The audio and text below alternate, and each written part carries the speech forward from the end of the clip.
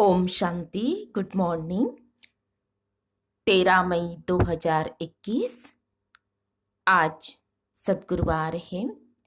आज की मुरली में प्यारे बाबा ने कहा है कि बच्चे, तुम ब्रह्मा मुख वंशावली हो। बाबा के द्वारा तुम्हें ज्ञान का तीसरा नेत्र मिला है और अभी तुम ईश्वरीय गोद में हो। फिर प्यारे बाबा ने कहा है कि सतयुग में एक धर्म, अद्वैत धर्म, एक राज्य, एक भाषा, सब कुछ एक होता है। तो ऐसे अद्वैत राज्य की स्थापना का आधार क्या है? किस आधार पर एक धर्म एक राज्य की स्थापना होती है? तो बाबा ने कहा योग बल के द्वारा। तुम बच्चे योग बल के द्वारा ऐसे राज्य की, ऐसे धर्म की तुम स्थापना करते हो। बाबा कराते हैं हम बच्चों के द्वारा।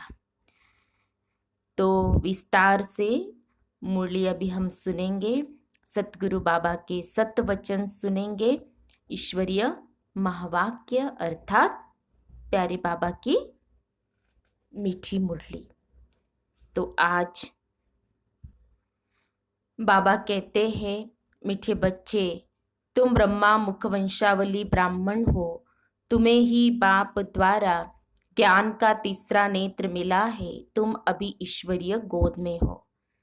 बाबा ने कहा, मीठे बच्चे, तुम ब्रह्मा मुख वंशावली ब्राह्मण हो। तुम्हें ही बाप द्वारा ज्ञान का तीसरा नेत्र मिला है। तुम अभी ईश्वरीय गोद में हो। आज की मुरली में प्रश्न है, अद्वैत राज्य जहाँ दूसरा कोई धर्म नहीं, उस राज्य की स्थापना का आधार क्या है? अद्वैत राज्य जहाँ दूसरा कोई धर्म नहीं, उस राज्य की स्थापना का आधार क्या है? बाबा ने कहा उत्तर है योग बल। बाहुबल से कभी भी अद्वैत राज्य की स्थापना हो नहीं सकती, एक राज्य की स्थापना नहीं हो सकती। वैसे कृष्ण के पास इतनी शक्ति है जो अगर आपस में मिल जाए तो सारे विश्व पर राज्य कर सकते हैं, परंतु यह लॉ नहीं कहता। विश्व पर एक राज्य की स्थापना करना बाप का ही काम है।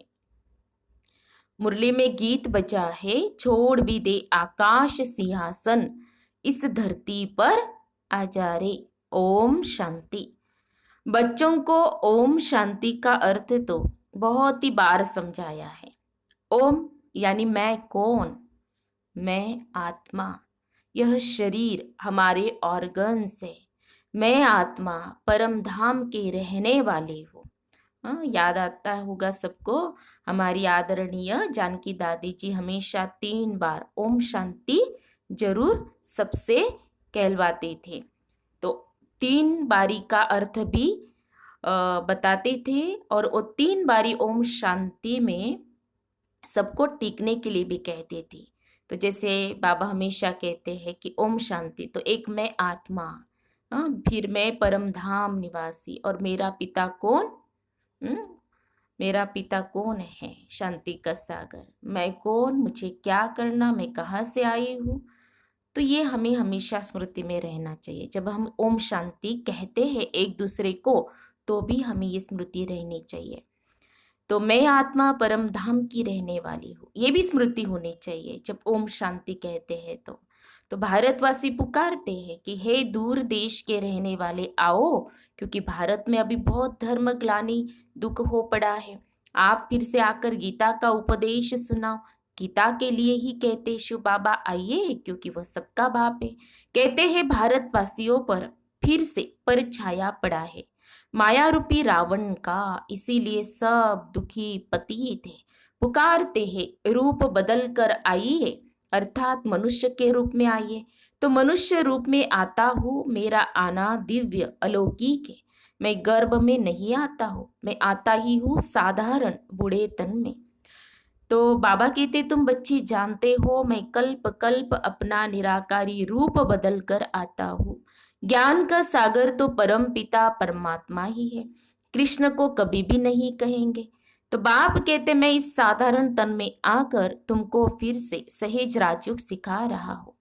जब दुनिया पतित बन जाती है तब मुझे आना पड़ता है।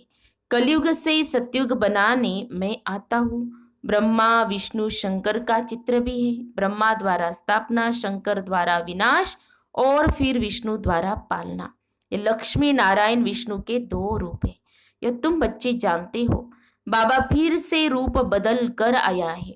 वह हमारा सुप्रीम बाप भी है, सुप्रीम टीचर भी है, सुप्रीम गुरु भी है। और गुरु लोगों को सुप्रीम नहीं कहा जाता, परम परम नहीं कहा जाता। यह तो बाप टीचर गुरु तीनों है।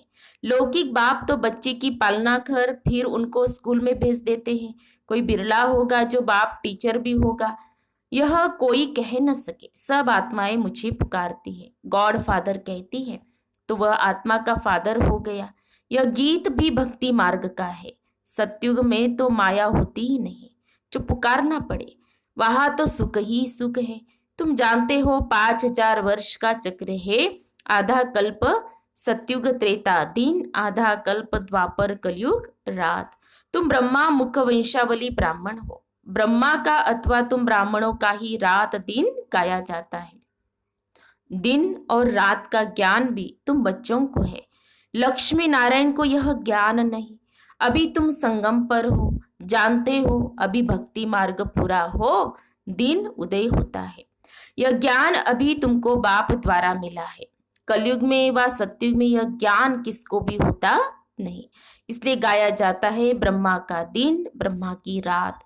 तुम अभी सूर्यवंशी चंद्रवंशी राज्य पाने का पुरुषार्थ कर रहे हो।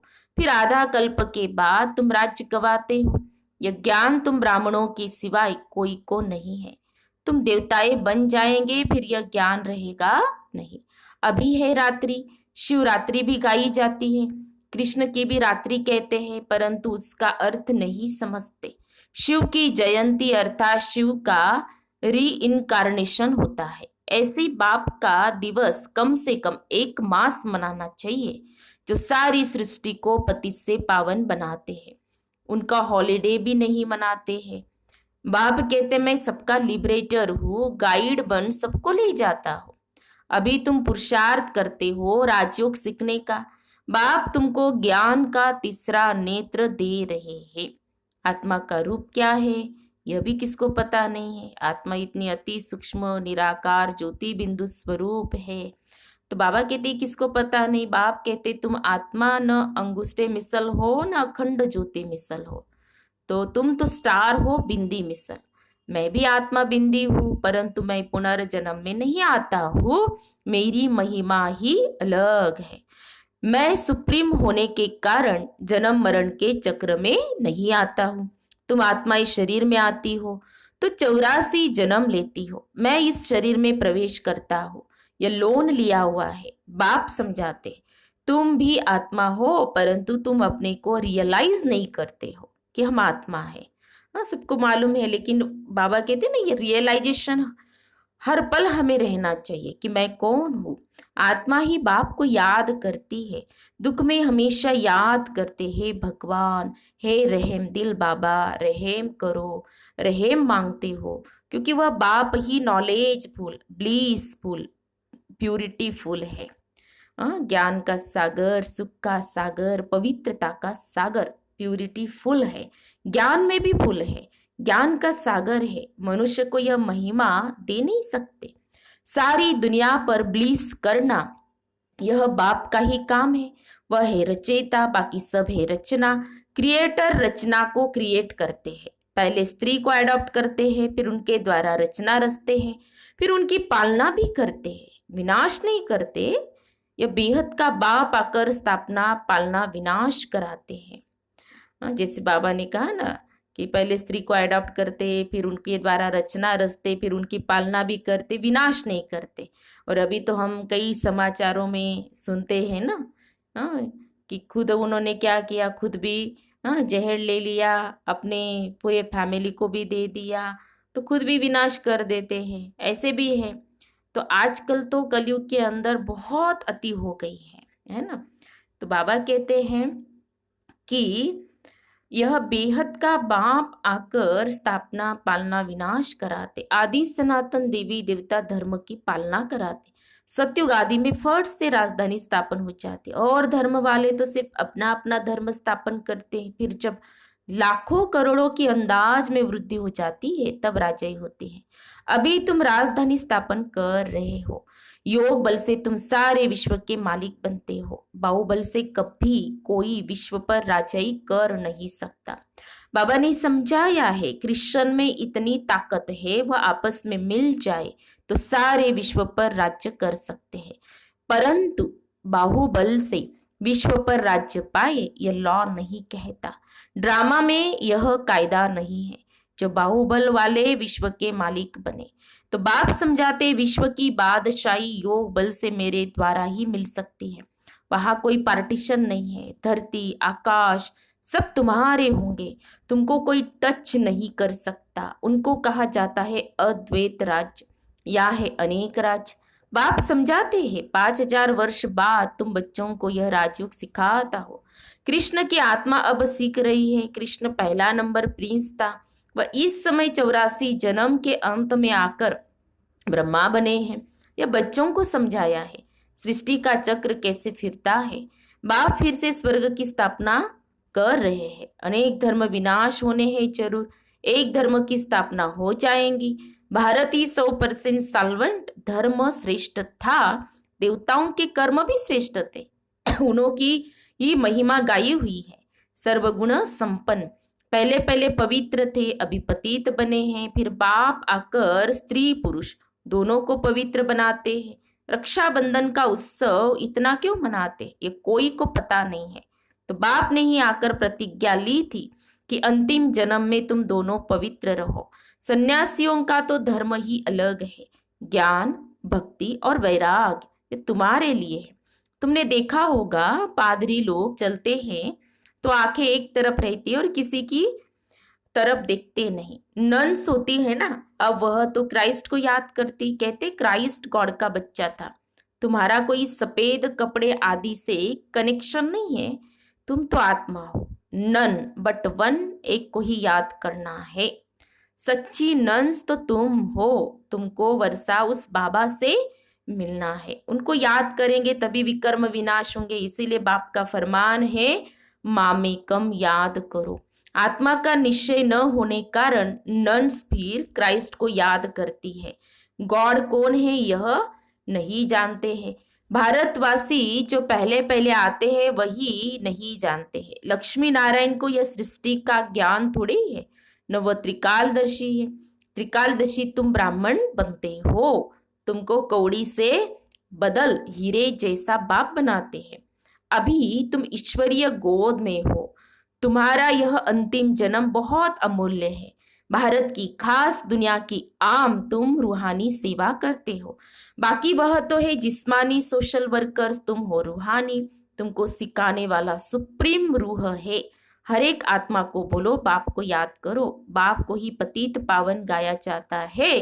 तुमको गिरने में 84 जन्म लगते, फिर चढ़ने में 1 सेकंड लगता है। ये तुम्हारा इस मृत्यु लोक का अंतिम जन्म है। मृत्यु लोक मुर्दाबाद, अमर लोक जिंदाबाद होना है। इसको अमर कथा कहा जाता है। अमर बाबा आकर तुम अमर आत्माओं को अमर युग में ले चलने के लिए अमर कथा सुनाते हैं। बाप कहते अच्छा और बातें भूल जाते हो तो सिर्फ अपने को आत्मा निश्चय कर मुझ एक बाप को याद करो। बुद्धि का योग मेरे साथ लगाओ तो तुम्हारे पाप भस्म हो और तुम पुण्यात्मा बन जाएंगे। तुम मनुष्य से देवता बनते हो। यह नई बात नहीं है। 5000 वर्ष बाद बाप आकर तुमको वर्षा देते हैं। रावण फिर श्राप देते हैं। यह है खेल। भारत की ही कहानी है। यह बातें बाप ही समझाते हैं। कोई भी वेद शास्त्र आदि में नहीं है। इसीलिए गॉड फादर को ही नॉलेजफुल, पीसफुल, ब्लिसफुल कहा जाता है। तुमको भी आप समान बनाते। तुम भी पूज्य थे फिर पुजारी बनते हो। आपे ही पूज्य आपे ही पुजारी। यह भगवान के लिए नहीं है, तुम भारतवासियों की बात है। तुम पहले सिर्फ एक शिव की भक्ति करते थे, अव्यभिचारी भक्ति की, फिर देवताओं की भक्ति शुरू की, फिर नीचे उतरते आए। अब फिर से तुम देवी देवता बन रहे हो। जो थोड़ा पढ़ते हैं वह प्रजा में चले जाएंगे। जो अच्छी रीति पढ़ते पढ़ाते हैं वह राजाई में आएंगे। प्रजा तो ढेर बनती है। एक महाराजा की लाखों करोड़ों के अंदाज में प्रजा होंगी। तुम पुरुषार्थ करते ही हो, कल्प पहले मुआफिक।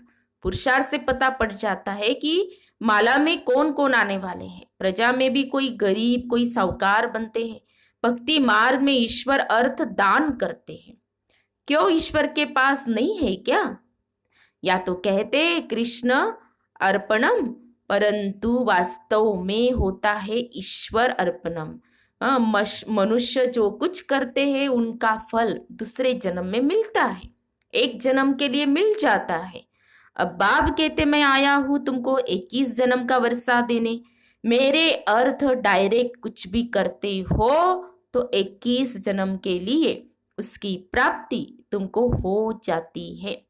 और और उस समय जब बहुत यज्ञ को जरूरत होती है ना, जैसे बाबा ने कहा था बेगरी पार्ट जब था और उस समय जिन्होंने भी धन से सहयोग दिया था तो बाबा ने उनको तो जैसे कि बहुत माला माल कर दिया। और बाबा ने कहा कि इनके आगे की जो भी पीढ़ी है तो वो भी सुखी रहेंगे, इतना बाबा ने उनको माला माल कर दिया।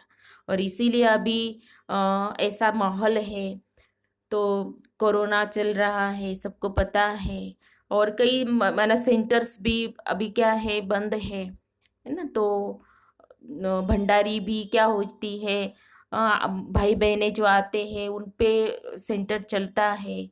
तो इसीलिए अभी इतनी आवश्यकता जब है सेंटर को, यज्ञ को, बाबा का जो यज्ञ है, तो उस समय तो हमें क्या करना चाहिए?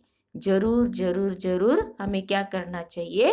सहयोग देना चाहिए। सहयोग क्या कहेंगे, सफल करना चाहिए।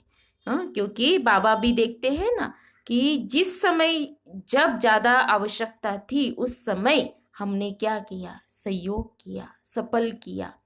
तो बाबा भी बंधा हुआ होता है देने के लिए। फिर बाबा कहते हैं कि मैं तुम्हें 21 जन्म के लिए उसकी प्राप्ति करा देता हूँ। तो मना डायरेक्ट है ना, डायरेक्ट कुछ भी करते हो, यहाँ पर हम जो भी करते हैं डायरेक्ट, और इनडायरेक्ट करते हो तो एक जन्म के लिए, माना भक्ति मार्ग में जो भी किया वो इनडायरेक्ट, लेकिन अभी हम जो भी कर रहे हैं तो वो डायरेक्ट हो रहा है। तो इसीलिए वो अल्पकाल का सुख मिल जाता है। तो बाप समझाते हैं ये तुम्हारा सब मिट्टी में मिल जाना है। देखो है ना, एक सेकंड में सब कुछ क्या होता है, वही की वही रह जाता है और सब मिट्टी में मिल जाता है, मिट्टी में मिल जाना है। इसीलिए इसको सफल कर लो। तुम यह रूहानी हॉस्पिटल कम यूनिवर्सिटी खोलते जाओ। अभी तो वो समय गया कि चलो सेंटर्स खोलने हैं, ये करने हैं, उसमें हमें सहयोग देना है, ये करना है। लेकिन अभी क्या है, जो भी बाबा की सेवा केंद्र है जहाँ पर रह रहे हैं, दीदियाँ रह रहे हैं, भाई रह रहे, समर्पित है, तो बाबा उनकी पालना कर रहा है। निमित्त भाई बहनें बनते हैं लेकिन करने वाला कौन है? बाबा है। तो अभी उसमें हमें क्या करना है? सहयोग जरूर देना है। तो तुम यह रूहानी हॉस्पिटल कम यूनिवर्सिटी खोलते जाओ, जहाँ से सब एवर हेल्दी एवर वेल्दी बनेंगे। इनसे बहुत इनकम होती है, योग से हेल्थ और चक्र को जानने से वेल्थ। तो घर घर में ऐसी यूनिवर्सिटी कम हॉस्पिटल खोलते जाओ। बड़ा आदमी है तो बड़ा खोले, जहाँ बहुत आ सके बोर्ड पर लिख दो, जैसे नेचर क्योर वाले लिखते हैं। तो बाप सारी दुनिया की नेचर बदल प्योर बना देते हैं। इस समय सभी इम्प्योर है, सारी दुनिया को एवर हेल्दी एवर वेल्दी बनाने वाला बाप है, जो अब तुम बच्चों को पढ़ा रहे हैं। तुम हो मोस्ट स्वीट चिल्ड्रेन। लास्ट में बाबा ने यही कहा कि तुम मेरे बहुत मीठे बच्चे हो। अच्छा, मीठे मीठे सिखिल दे बच्चों प्रति माता पिता बाप दादा का याद प्यार और गुड मॉर्निंग।